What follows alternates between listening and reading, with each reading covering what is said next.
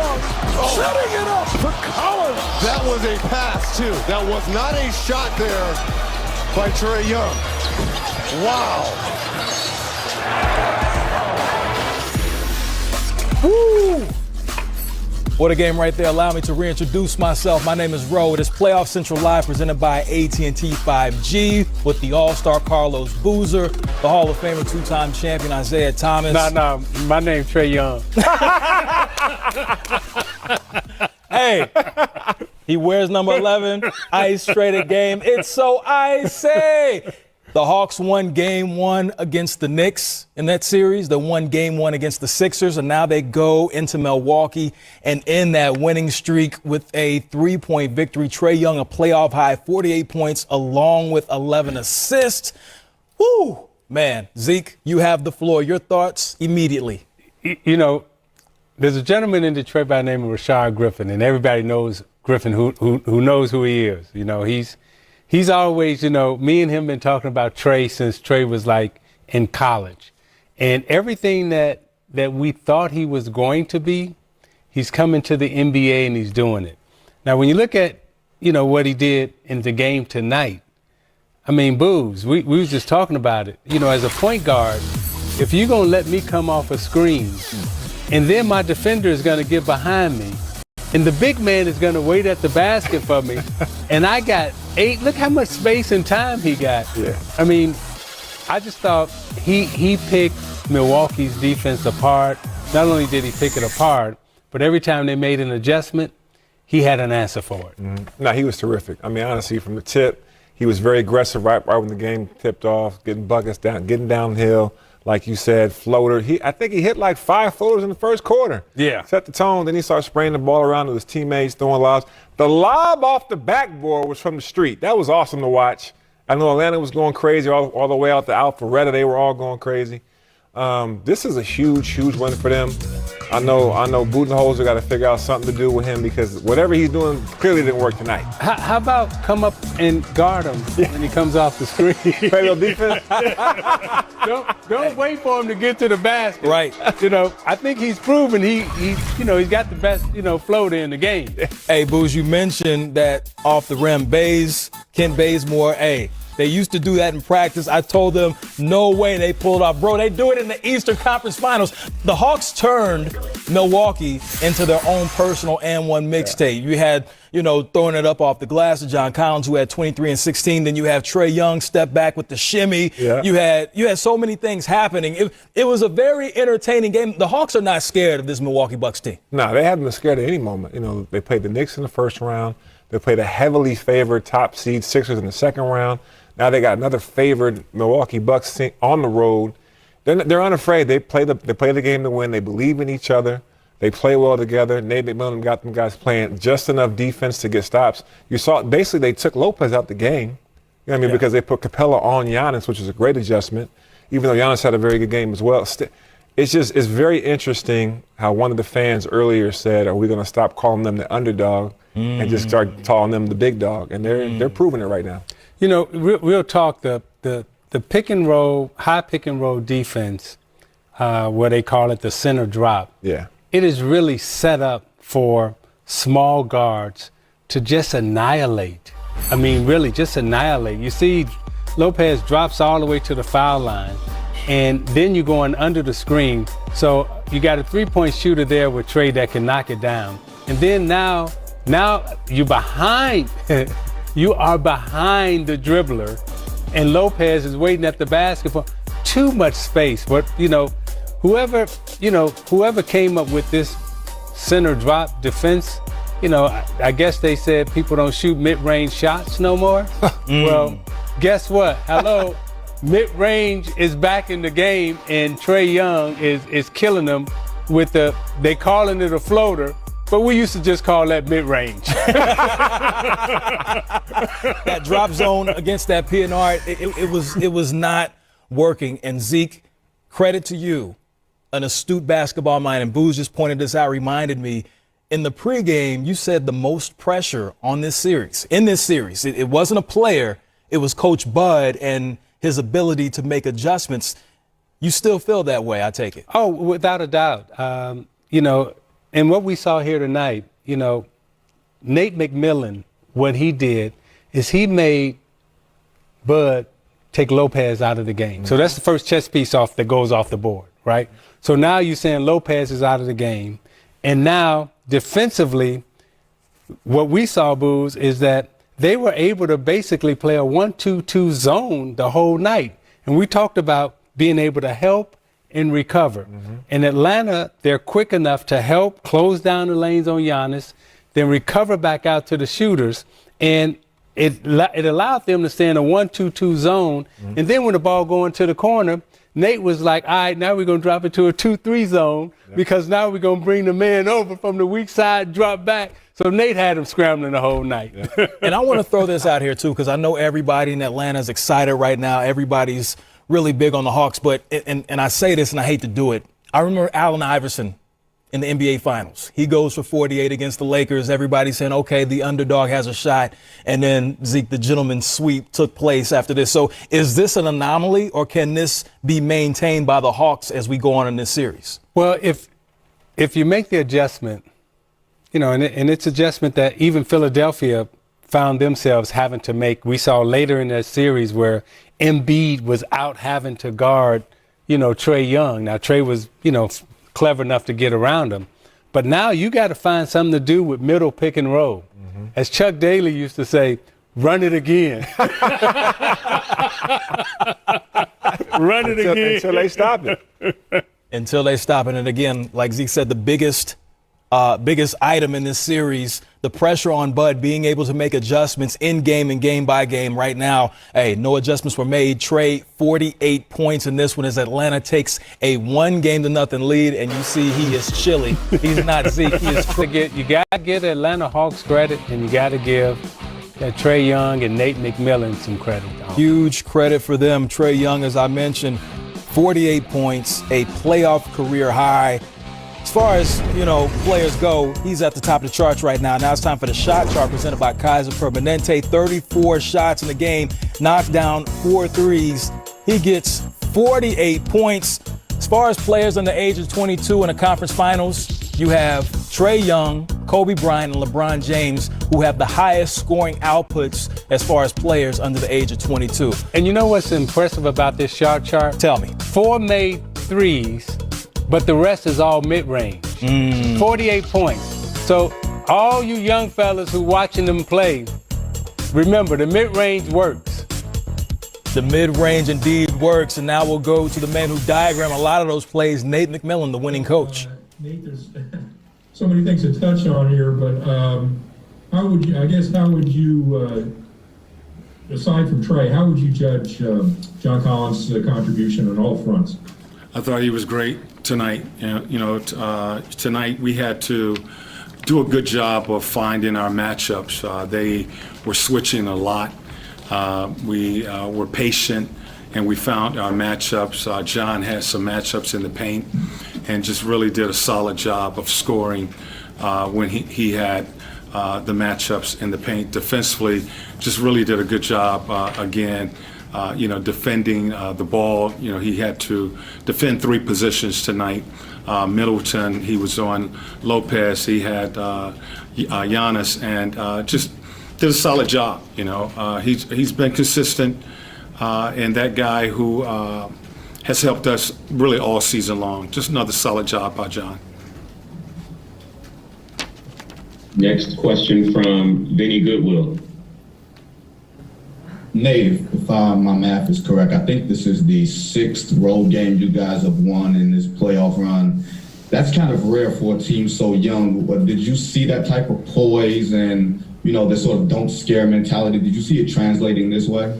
I felt we've built ourselves to be able to play on the road. And, I've told them that they're built for this. And, again, tonight we got off to somewhat of a slow start. I thought we just needed to get our second win. Looked like we just was running in mud that first quarter. And we just stayed with it, continue to stay with it. We kind of got a rhythm, found out what they were doing defensively. We were able to take advantage of some matchups. Defensively, we brought the defense to the floor again in the second half and was able to come up with big stops. But they really just kept their poise, kept their composure, for the full 48 minutes, which is what is required in these playoff games. All right, we're going to take a couple from the rooms. We'll start with Sarah. Hey Nate, you guys were down, I think it was 7 with about 4 minutes to go. Just what was the biggest thing that got you guys back in this game and turned the tide? Well, again, we've been in this position many times, and 7-point game, that's really 3-possession game. We feel that, we know what we need to do. We need to get stops, and we need to execute and score. And, they did another solid job of executing down the stretch. Again, finding that matchup. They went to really 1 through 5 switching, and it became somewhat isolation ball. So it was just a matter of us finding the matchup that we wanted on the offensive end of the floor. And then, defensively, I thought Solomon came in and really did a nice job, defending with that small lineup going down the stretch. I know you've seen Trey score a bunch of points before, but what impressed you most about him doing it on this kind of stage against this kind of opponent as well? I mean, they have really good defenders, and what I respect about Trey, he's going to always stay aggressive, and he continued to stay aggressive and take his shots. And tonight, those shots were falling for him. I thought he did a good job of again, reading the defense and getting the ball and putting the ball in the hands of guys who had their matchups. John had a few matchups. Gallinari had some matchups. And so a good job of reading the defense, getting us organized, and executing against their defense. Chris with The Athletic. Nate, what can you say about the mental makeup of this team to now win 3 straight game 1s on the road? I just hope that they're maturing and they're showing that growth, and they start to believe in what we are doing and how we practice and condition ourselves to play. We just try to play the game the right way, play with the energy, play selfless basketball, and always we talk about that fist and being connected. I think that's what you're seeing from these guys going down the stretch on both ends of the floor. Joe Varden. Hey Nate, I'm right behind the TV here. You said earlier that you guys are built for this when you were asked about winning on the road. But on March 1st, you were 14-20, and Trey and John weren't getting along, and there are all these problems.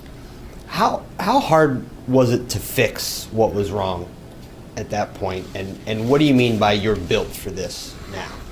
We just continue to condition ourselves to play this style of basketball. Aggressive defensively. We want to build two-way guys. We understand that we have depth, so we want guys, unselfish basketball, playing the game together, and committing to each other. So those were the things that, basically when I took over, that's just what I believe in. And I believe that you play the game the right way, you play the game together, you give that effort, you're going to give yourself an opportunity to win games. And they've been able to learn how to execute down the stretch. Trey continues to show growth in running a team, and they continue to improve. All of them playing together. So again, it's different guys, different night. It was Kevin the other night. It was Trey tonight. John did a real solid job. Solomon didn't play much in the last game. He stepped in tonight and gave us some really good minutes. So they continue to just believe in each other and play the game the right way. Playing the game the right way, 36-15. That's the Hawks' record since Nate joined. Now we go to Coach Bud, whose Bucks lost by 3. Hey, Bud. Can you take us through that ATO late that gets Pat the 3 on the right wing? Just kind of what were you guys? Was that the shot you guys were after? And then any thoughts to having that be a better shooter like Bryn or someone like that? Yeah, I mean, Chris got the ball, kind of a mid-post, wing ISO, drove it.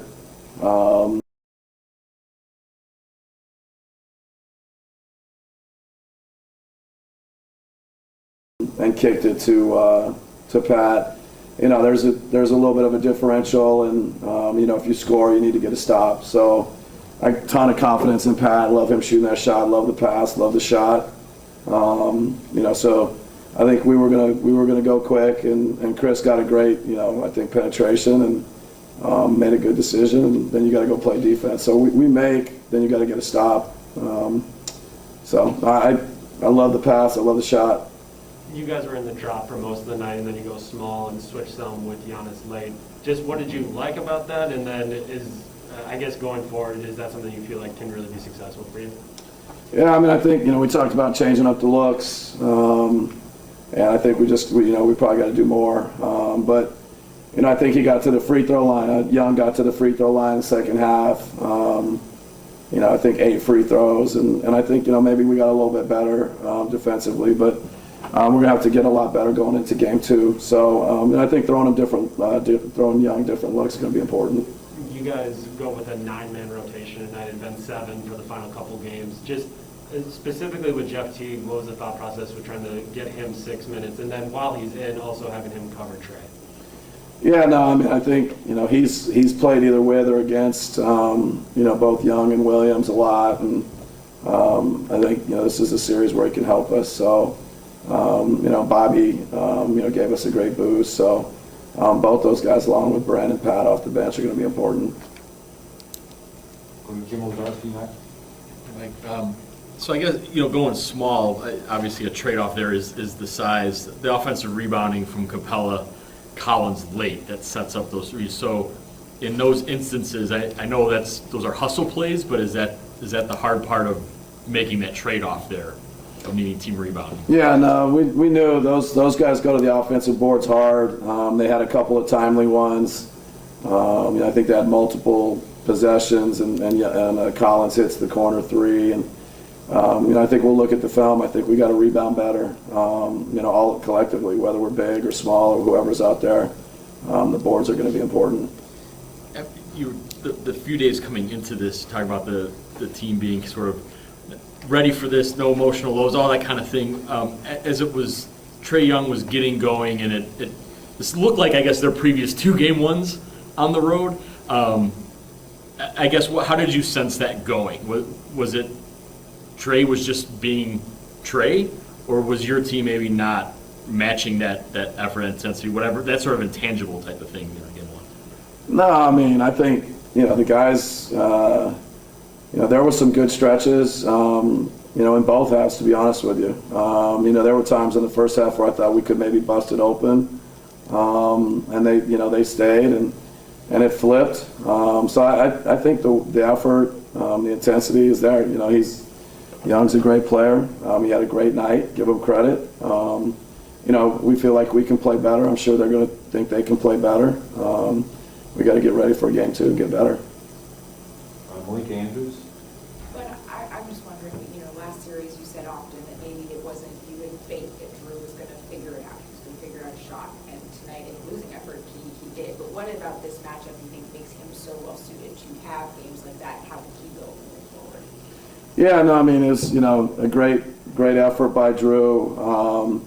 He got to some good spots, got some good looks, got some kick-out threes. So we need, everybody to play well. But, I think, just the matchups, hopefully he can continue to get to his spots, get to his shots, against this team. There is Joshua. Hey, sorry if you mentioned this a little bit before. My feed cut out a little bit, but that third quarter is kind of where the Hawks kind of made a little bit of the run, took a little bit of control. What did you see from your guys offensively in that quarter, and then also defensively that kind of led to that deficit in that quarter?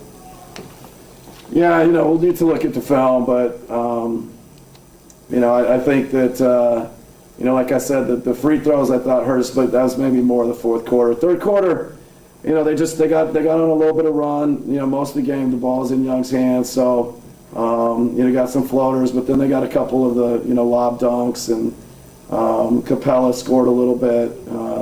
And offensively, it just didn't seem like we moved quite as well, but I think there's some opportunities that we take again, where good shots and good looks, and feel like we're going to play better going into game 2. Last one here to Ben Golliver.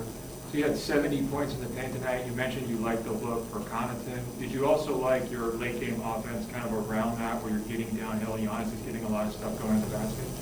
Yeah, no, I mean there was some good stuff from particularly Drew and Giannis. 2-man game, and so we need everybody to participate, and I think everybody will just continue to get better going into the second game. Mike, real quick, I'm sorry. There were a handful of plays late. Why did you elect not to use a challenge? What was that kind of process there with I know there were a handful that maybe you could have, I guess, or maybe not, based on what you saw. Well, I mean, a couple of them, the replay board is pretty quick, and I thought they were decent calls, or the correct call was not worth not having it for the end of the game. The out of bounds was a big one at 3:01. So the referees can't go to the review until 2, and that's probably the one that stands out to me. The others, I think, were good calls. Thanks, guys. That was Coach Bud. Here is Trey TL. Oh, no, I teased you on that one, but we will be hearing from Ice Trey, the most points in the Hawks playoff game since Dominique dropped 50 back in the day. Ice Trey the game. Victory in game 1. You will hear from him and more as we continue on Playoff Central Live. Shouts out to Grant Hill. Want to talk about the Bucks? Sorry. Ice Trey's at the podium. We'll go to him. Malika? I have 2 for you, Trey. First, what is it about this team? Winning game 1s on the road is hard. What is it about this team that has just allowed you to consistently string these together? Really just our attention to detail. We've been very focused and very locked in when it comes to preparing for our opponent, and we know we didn't get a high seed, so we got to try to steal one on the road. And game 1 is definitely a game that you can really surprise that team. And I think with the way we've been playing coming out of the gate, you can just tell we're really focused on our attention to details when it comes to the other team. And I got to ask you about right before you hit that 3, you hit your little shimmy. What was going through your mind then? What were you trying to do? Yeah, I mean, I had a lot of time. And I was kind of tired a little bit, so I got a little second to get a deep breath and knock it down. All right, Steve, you're next up. Seems, whether it's the Val in New York or whatever, it seems you kind of relish playing on the road. How have you been able to, at such a young age, how have you been able to maintain your poise when you're playing in hostile environments like this and kind of play even better? Yeah, I've always, ever since I was in middle school, when I was going on the road in middle school, I was always loved playing on the road. I loved playing against the opposing crowd and the opposing team, and it feels like you're with your team, and it's just them in the building. And I think that really brings our group together. We're a close group. And when you're on the road, it really forces you to come closer with your teammates to really find a way to win. And I think that's why I really like playing on the road with this team. All right, next question's coming from Sarah Spencer. Hey, Trey. Good to see you again. Good to see you. How big were John and Clint in the fourth quarter? They both had 2 big offensive rebounds for you guys down the stretch. Just how key was that? Yeah, they were very big. Very big in the fourth quarter, big the whole game. They made a lot of plays down the stretch. Clint for sure on the defensive end and rebounding. And then JC with his scoring, and he had a big 3 in front of their bench. And then he just played really well the whole game, and it was a fun game, and those two played really well. All right, Chris Kirschner. Hey, Trey. What's up? What have you learned from Nate since he's taken over, just about leadership, whether it's on the court, dictating the offense, and off the court, being that guy in the locker room as a vocal leader? Just that I know we're always in the game. He tells me that he believes that if it's a couple possessions in a game that I can win anything. And whenever you have a coach that believes in you and tells you that all the time, it really gives not only you confidence but your teammates confidence. And I think that's something that I've really taken away from him. He's taught me a lot about. The Hawks haven't won a conference finals game before, at least since moving to Atlanta. Mm-hmm. I mean, being a part of that and being the leader of this team, what does that mean to you? It's special. It's special. I wanted to achieve things like that when I was a rookie. Coming in, as a rookie, you don't know how hard it is until you have to actually do it. And so to achieve an accomplishment like that and winning our first of hopefully many conference games, it's a great accomplishment for our team and for the city. Joe Barnett. Hey, Trey. Do you feel underestimated? And I don't mean like social media or when you're looking for motivation before a game, but I mean on the floor, given the shots that you are so good at, like tonight, like all that room you had with the floater early and some of the threes that you get these looks at. Do you feel that teams, are you sometimes surprised at the space you still get given all the damage you've done in these playoffs? No, I'm not surprised because I know I can. I've seen pretty much every defense, and it's really just figuring out what type of defense they're showing that night. And so I'm not surprised. For me, it's just trying to make the right read and figure out how they're going to guard. And they guard a certain way, and just trying to make plays and attack that way. So. All right, Tim Bonhams. Trey, to that point, it seemed like especially early in the game, they were kind of letting you get to that floor and kind of sticking everybody else. Did you think that in particular with the hot start you got from that mid-range, did that kind of ignite your game and kind of, as the game went on, force them to change what they were doing? I don't know, maybe. To be honest, I don't really try to focus on that. I know when I played them the one game out of the three this season, they were playing the same defense tonight, and I missed a lot of floaters. I shot, I think, 17% from the field, and it just didn't work. But tonight, they played the same way, and it was a different result. So it's really just if my shots are going to go in or not. And I just got to focus and be ready to make them. And when you talk about that belief that Nate has in you, it seems like you guys as a team kind of thrive on that. Yeah. That first game one back in New York, you guys were down in the fourth quarter, and you come back and win. Obviously, the same thing happened tonight. You guys have come back a bunch of these games. Where does that belief come from in a group that has obviously gone through this for the first time to win 6 road playoff games like this? Yeah, it really just comes from, the leaders. All the leaders, we really believe in each other. And the leaders of this team, from Nate down, we all just believe. And when you have a group that really believes in each other and really is fighting on the court for each other, anything can happen. And I think our team really believes that, and it's been working. Ben Golliver. They went to some smaller lineups in the fourth quarter. What kind of adjustments does that require from you, or how do you attack those looks? Just figuring out where the mismatch is or where the matchup is for us that we can go to, whether it's Gallo in the post or somebody on the perimeter. So, when they go to a small lineup, we just got to figure out how to attack them, and our bigs got to crash the glass a lot more, especially when they go small. All right, Jelani's going to take over. All right, first question from Zach Klein. Trey, you scored or assisted on 72 points. That's basically 62% of the offense tonight, which was a conference finals record. Is this what's needed from you to get 3 more wins and move on? I don't know. Every game brings a different challenge. Tonight, we needed it to win by 3 points. So if it's going to be needed next game, I'll be ready. But if it's not, we win, I'll be happy regardless. So that's all my goal is at the end of the day, is just try to figure out a way to help my team win. Jeff Jones. Trey, do you view you guys as having any sort of ceiling this year? What'd you say? do you view this team as having any sort of ceiling this year? I mean, you've already surpassed, I think, what most people thought you would do.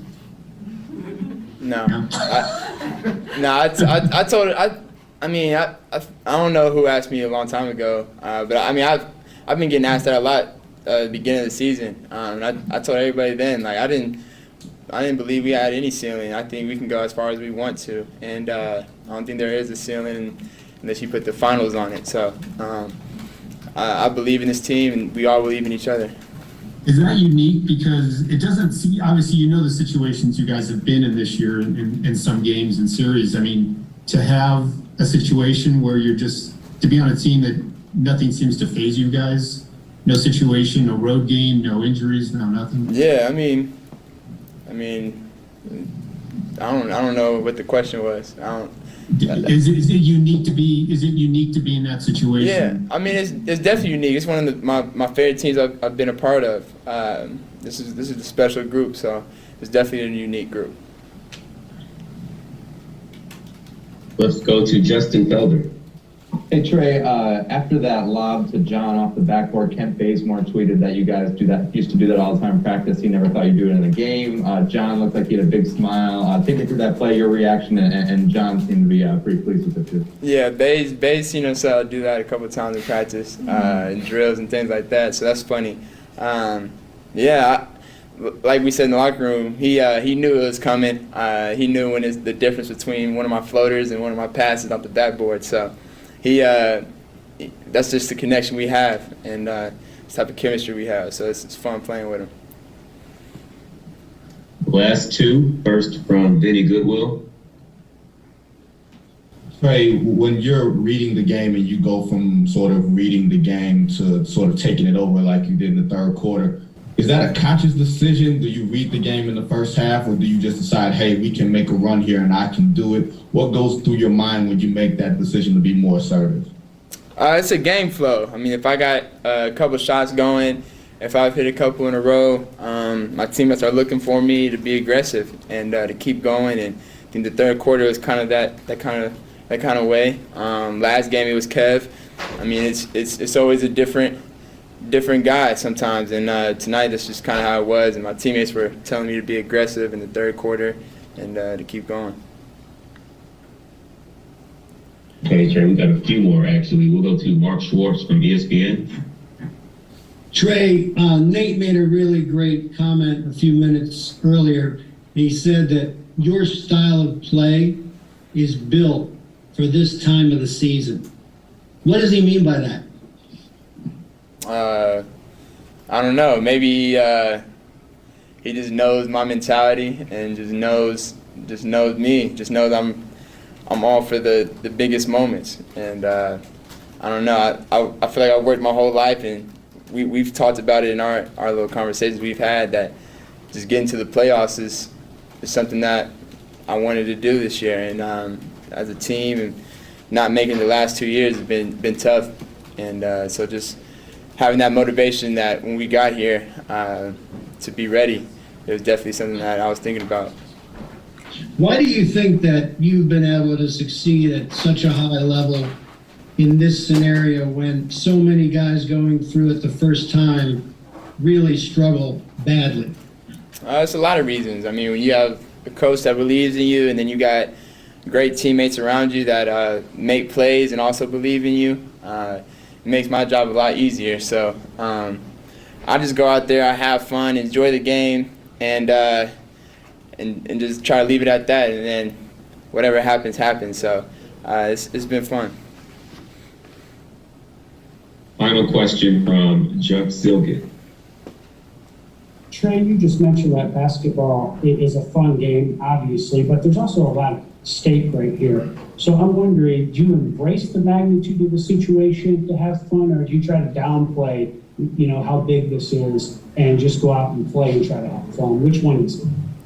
I mean, I know it's a big deal, but not a lot of people believe we can win. And so that's one thing right there. So, I mean, it's a big deal, but, I mean, not a lot of people think it's a big deal to us. So, for us, we just got to go out there, have fun, play the right way, and keep doing what we've been doing. And that's all we got to focus on. Thank you, Trey. Appreciate it.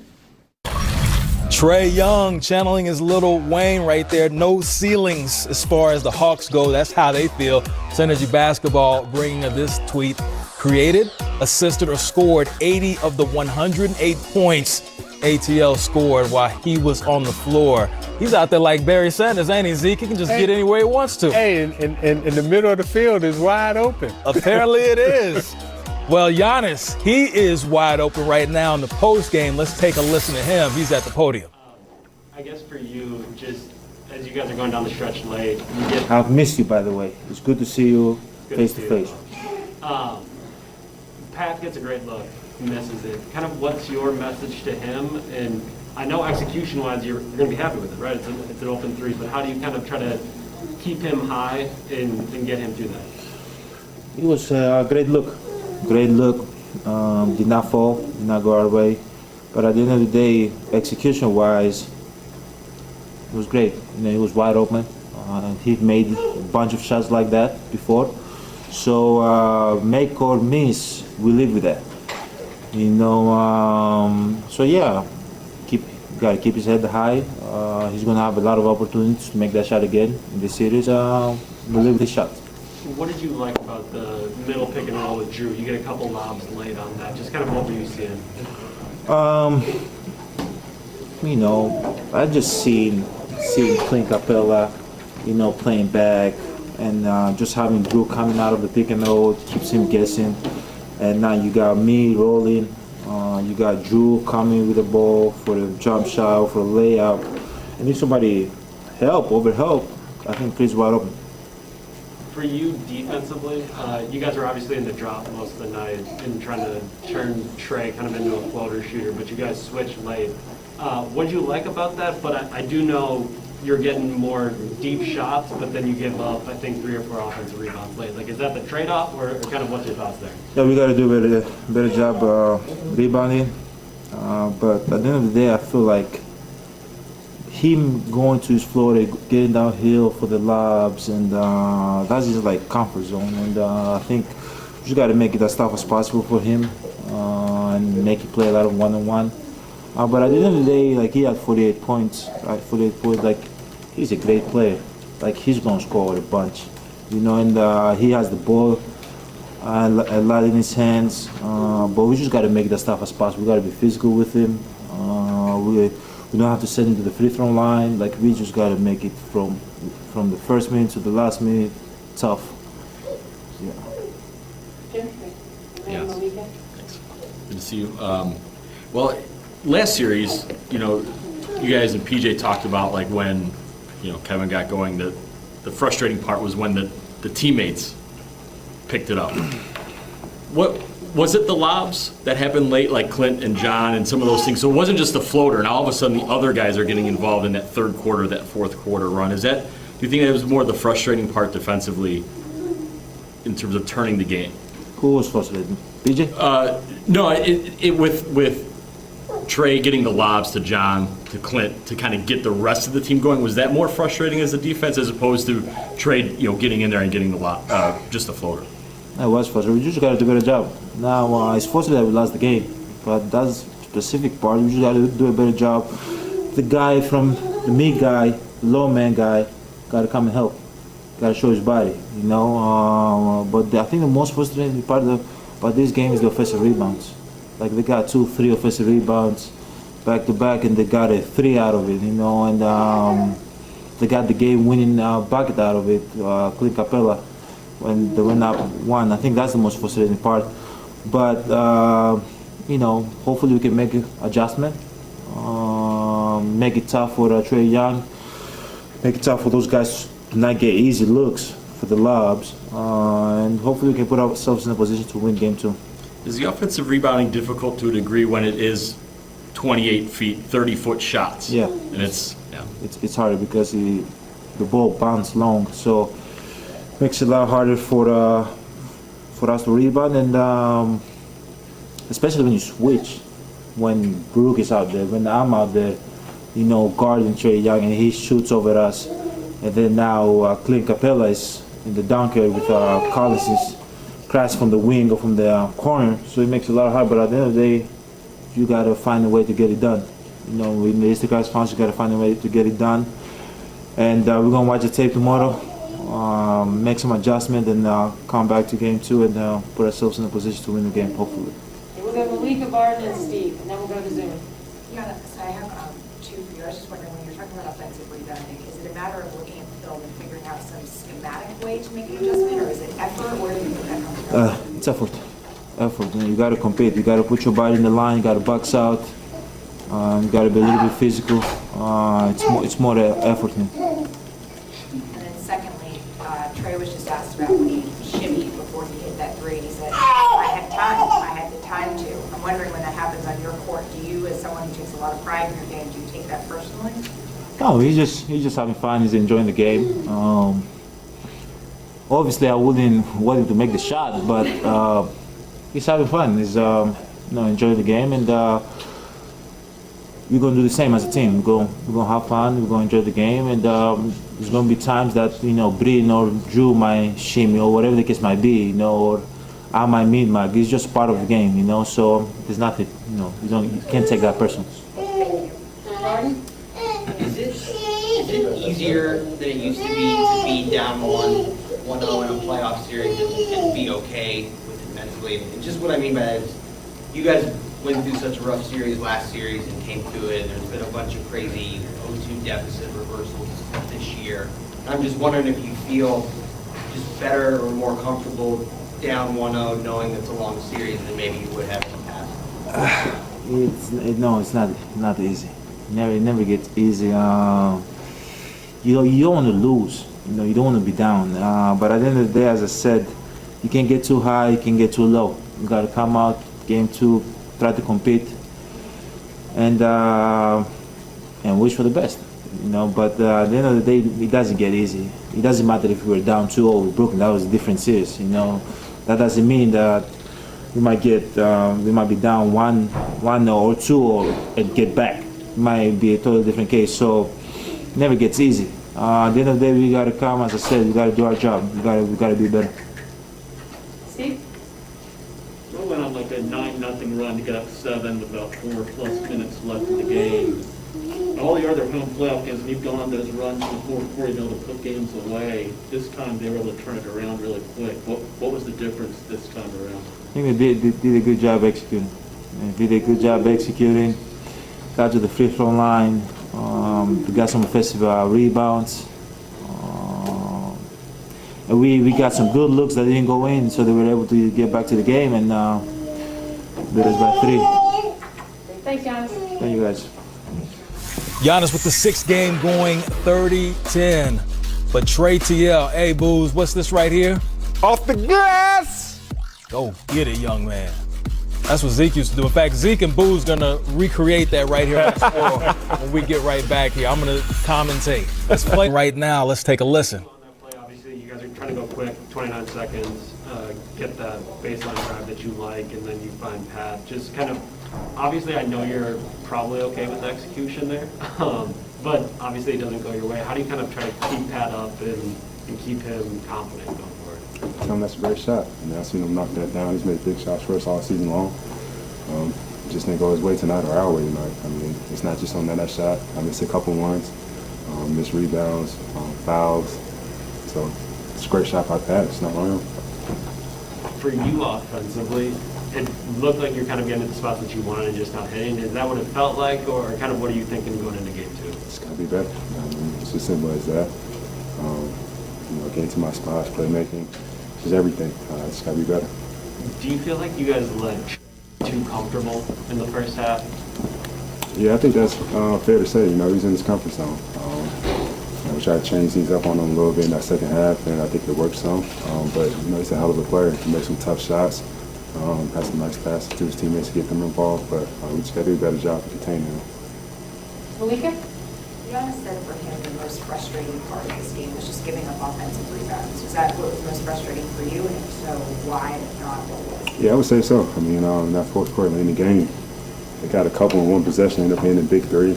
They could probably got another one to take the lead, I think. So, I think if we box out, get those rebounds, it's a different game, for sure. Joe Martin? Chris, you guys giving up 48 points to a player in consecutive games. What do you make of that, and how do you feel about it? I mean, definitely don't want to have somebody go off for 48, 50, 40 plus, whatever. Just got to be better containing guys. I think a little bit of playing to their hands a little bit. They're getting comfortable, get to their spots, they get going. But just got to do a better job, like I said, containing those guys. Hey, Chris. The last shot, from my vantage point, honestly, the stanchion was kind of my way. So how did that look to you? And did it look good? What kind of setup there in your attempt to try to time? Got to get a look off of it. It's on line and just short. A lot of my shots were short tonight, so I got to make that adjustment. I got to be better. Like I said, seeing what type of misses I'm going or the type of shots I'm getting, and adjusting my game to it. It's been a pretty decent stretch for you guys not making as many threes as you're used to. Is there a way to get out of that without the practice time, without the, you know what I mean? And during the season, you have so many games, whereas now it's. I mean, we're still playing pretty much every other day, or have 2 days in between. But it's got to be better. I mean, shoot the ball better for sure. I mean, I'm looking at right now. If they were 8 for 32, we were 8 for 36. We make a couple more threes and be ourselves. I'd say it's a different ball game. Could be same with them. Same thing they're saying also. But I really don't think it was the offensive side for us. It was more of the defense. All right, any more questions? Okay, thanks. So now we have Kevin Huerter and we have Clint Capella. I think it was y'all were down 7 with about 4.5 minutes to go. Just what was the biggest thing that helped you guys not only get back in it, but also win this and close this one out?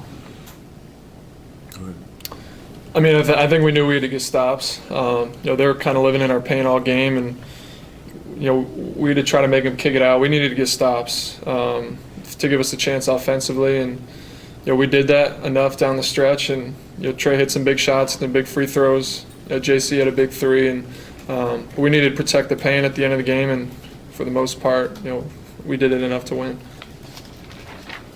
Chris Kirschner? Hey, Kevin. How have you seen Trey's ability to lead this team, both on and off the floor, grow in your 3 seasons together now? Yeah, I mean, I think I said after last game, it's his game management. It's being aware of everything, how to close games, how to lead everybody. And right now, I feel like in a lot of ways we're just following his mentality. He's been fearless since he came into the league. Took the league by storm, and everything he's doing right now on this stage, it's what you guys have been seeing when nobody else was for the past 2 years, and he's just doing it on this stage. So we're out here, we believe in each other, we're confident. Everyone seems to be fearless on this stage, and he's obviously the ringleader of that. Nate said the other. From Red Velvet and CC to JC, who had 23. Right, it's crazy. I know, it's good. What's it like, just a game like this where Trey is going off the way he is? What's it like, but also the connection that you and him had tonight as well? Yeah, I don't really have, in a great way, not much to say about Trey. It's almost normal at this point for me, being with him for so long, to see him get going, and the way they were playing him, for him to catch a rhythm. It's nothing new for me. 48 points is amazing, though. Obviously, he brought his lunch pail today, and he was ready to go, but I always see him catch rhythm, and, it's fun to see, fun to play with as well, and our chemistry has always been great since the first day we stepped on the court. So you knew that lob was coming off the backboard. You knew it wasn't a floater or anything. No, yeah, definitely. I can't really give away how I know, but I knew. I know for sure. Chris. Hey, Doug. See, what up? Do you remember the first time that you caught one of those passes off the glass before from Trey? Yeah, in game it was preseason game against New Orleans, and then we obviously did it in Brooklyn. But we've done it in practice 100 times. You know what I mean? So. Trey's rookie year against San Antonio at Georgia Tech. Do you remember that one? Yeah, it was in San Antonio. I thought it was New Orleans. No. San Antonio. Huh? You sure? Yeah. I thought I just watched it. Either way, see, now we got too many. But no, then again, I know, we got great chemistry enough for me to understand when he likes to throw certain passes and when he likes to, do whatever. I feel like we've just built that, on and off the court, getting to this point. I was going to ask you, how have you seen your relationship with Trey develop in his 3 seasons now, and where do you think it is right now, chemistry-wise? Yeah, I mean, I think, we obviously always have room to get better and grow in areas, but we're sort of at the we know each other stage without speaking, you know what I mean? And it's just the stuff like that happens, so where I'm reading his mind as well as, he knows what I like to do, and I know where he likes to get to his spots at, and we really don't need to say much. We just really need to have opportunities to catch flow and catch a rhythm, and I feel like we did that tonight, and it was easy to see. Tim. Hey, John. Tim Bonzos from ESPN. Good to see Sir. you. You guys have all talked about the confidence you guys have and kind of the cues you take from Trey, and you guys are all used to seeing him do this stuff. You were down in Game 1 against the Knicks. You were down a bunch in Game 5 against the Sixers. You're down tonight with 5 minutes to go. Is that confidence what's allowing you guys to make these comebacks and win these games on the road in the playoffs for the first time as a group? Yeah, excuse me. Yeah, Trey's confidence is a huge part. I feel like, it gives our team, some juice and some added benefits to know this guy is coming out to play every single night. He's, a dog in his own respect, in his own right. He's coming to play every single day, and I feel like teams have to prepare for him because he knows how to get to his spots and be effective as well as, include his teammates. So, sky's the limit for Trey, and we benefit off of him. We feed off of his energy as well. And what has allowed you guys, like tonight, obviously the Bucks get to the rim early, they're kind of able to do what they want on offense, but as the game went on, you were able to shift things around and kind of, get the rhythm back in your guys' favor. What has allowed you guys to have that kind of moxie in, like I said, obviously the first time most of you guys have been in a playoff setting like this? Yeah, really, I'd probably say 3 things. Just the presence of veteran leadership to tell the young dudes or guys on the court what's going on. Got to show some love to coach as well for the adjustments made, and obviously ourselves for going out there and just competing and having some pride and not letting them just do the same thing over and over again and trying to just make everything they get as tough as possible. So, sort of the mindset. Thank you. Joe. John, Joe Barton from The Athletic. Watching you guys this playoffs, it's almost hard to believe that at one point you were 14 and 20. Right. Yeah, for sure. How hard was it to fix all the stuff that was wrong back then? It was tough. It wasn't easy to say, per se, right? Winning in this league is never easy. And I definitely feel like, giving ourselves a deficit of games to come back and still try to compete to make the playoffs it's always tough. But as I said, when we have a group of guys who believe in each other, we have the right pieces, and obviously coach helping us to, prepare us for the journey. I feel like, things like that can happen in this league with the team we have. So very tough, but we're built for it, I feel like, as we've shown. And the last one here in the room, Steve with Associated Press. The way y'all played on the road this postseason, did y'all know you had this kind of savvy that y'all could play as well as you have in the postseason? Surprised yourself at all with the way you played in road environments in the postseason? Definitely surprised all of ourselves a little bit. I feel like just how, like you said, we've handled it, how we've been able to win and go in those environments and still compete and play our game. But I feel like this year specifically was tailor-made for us to feel more comfortable on the road with COVID and all the extra tests. And, now we sort of play series against certain teams instead of one game and gone. So I'd say the transition, I feel like, to being in this stage sort of was always there in a way with the new changes the league made this year because of COVID-19. So in a weird way, I feel like it helped us. But at the end of the day, we have to go out there and compete and win the games. But a lot of stuff factors into, so I feel like, why we're here. Another double-double for JC. Looking at the schedule, next game, Game 2's Friday night, 8:30 p.m. on TNT. Of course, the Eastern Conference Finals you will see exclusively on TNT as we come back in. Ro Parrish along with Carlos Boozer, Isaiah Thomas. Of course, the Bucks are feeling bad after losing this game. I don't know if they're feeling bad enough to where they don't want to show their faces in Milwaukee and maybe drive through quick service food and hide themselves. I wish you could hear our off-camera conversations. Nevertheless, looking ahead to Game 2, Zeke, starting with you. What needs to change specifically with this Bucks team so they can even up this series at home? Well, they got to make a defensive adjustment on the high screen and roll. And then they got to decide how much can Lopez play in this series. This may not be a series for him.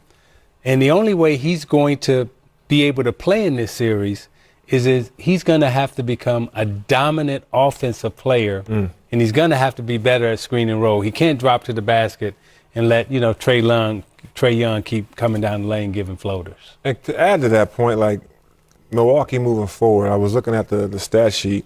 Capella had 19 rebounds. Collins had 15 rebounds. Outside of Giannis and Portis, Lopez had 2 rebounds, and Tucker had 7. They got to do a better job on the defensive glass. You remember that one play where the ball got rebounded 2 or 3 times by the Hawks? 3 times. They found Collins in the corner for the 3. That was a huge play, and Tucker and Lopez couldn't secure the rebound. They got to do the little things to help them get over the hump against a good team that's hot right now. Hot indeed. They were +6 in the rebounding area, talking about the Hawks over the Bucks. Well, that is officially a wrap for us. We appreciate you for watching. We hope that we've been engaging, enlightening, and entertaining right now. Of course, the Hall of Famer, that's Isaiah Thomas, the 2-time champion, and the All-Star Carlos Boozer. I'm the man they call Ro Paris. We appreciate you for watching. That is the Larry O'Brien